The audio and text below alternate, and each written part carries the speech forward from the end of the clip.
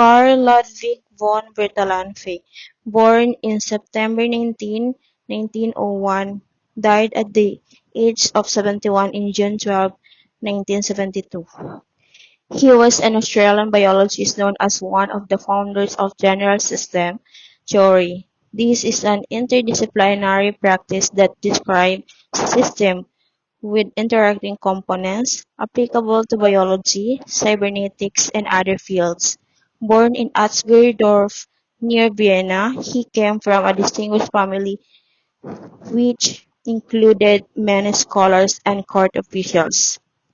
He grew up as an only child homeschooled by private tutors until he was 10.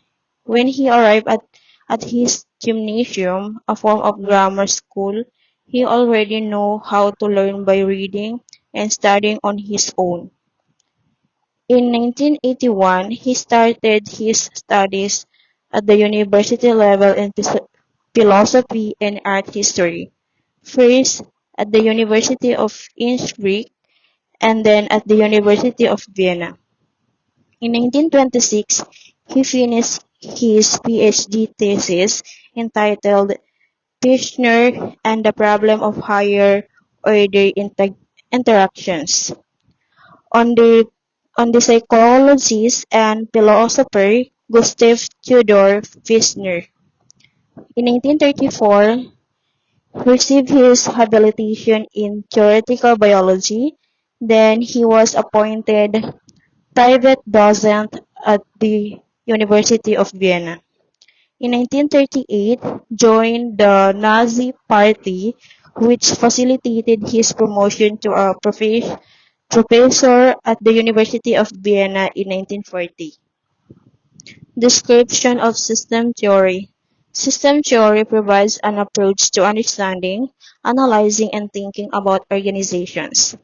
System theory views an organization as an organism made up of numerous parts, subsystems that must act together in harmony for the larger system to work, such as departments, work groups, business units, facilities, and individual employees can all be viewed as subsystems of the organizations. Believes that organizational success relies on synergy.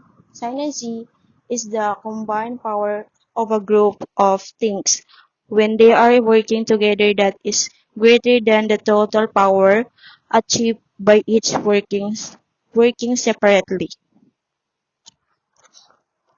Interdependence between subsystems.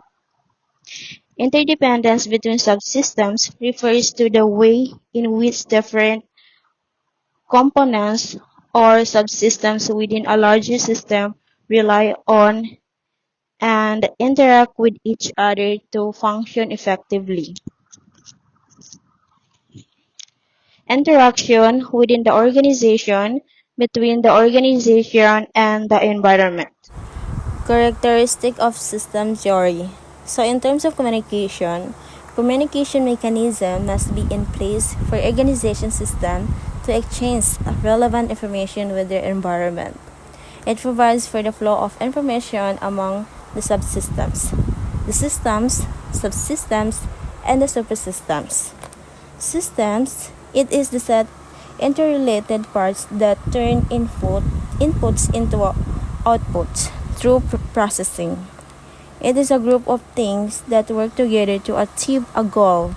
It takes inputs and processes them to produce outputs.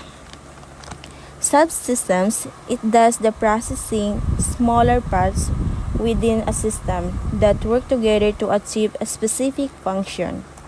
The supersystems, it is a broader group including the systems universe. It is a larger system that contains the original system. So in terms of boundaries, there are four types of boundaries: the physical boundary, linguistic boundary, systematic boundary, and the psychological boundary. In physical boundary, In physical boundary in nursing, a physical boundary refers to a tangible spaces and structures that separate healthcare workers, patients, and external environment. These include the patient's room, hospitals or clinics that create a physical separation between the healthcare environment and the outside world. In linguistic boundary, nurses often work with specialized language that may not be immediately understood by patients or other outside the healthcare profession. In psychological boundary, these boundaries help maintain professionalism and emotional health. Basic elements of a system. We have the input, throughout or process, output, process, and the feedback.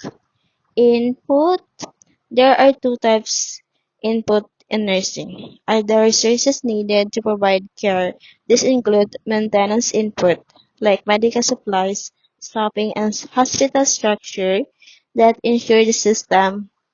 And the second one is the production inputs, are that patient information such as their medical history, symptoms, and test result, which nurses gather to guide the care process.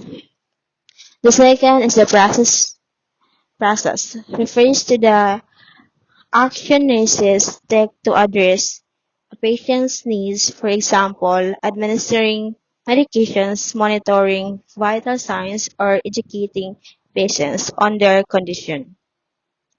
Output are the result of nursing care in this context. It could be a patient's improved health and relief or stable vital sign. Feedback is a critical in nursing to evaluate the effectiveness of care. So we have two types of feedback. The first one is the positive feedback.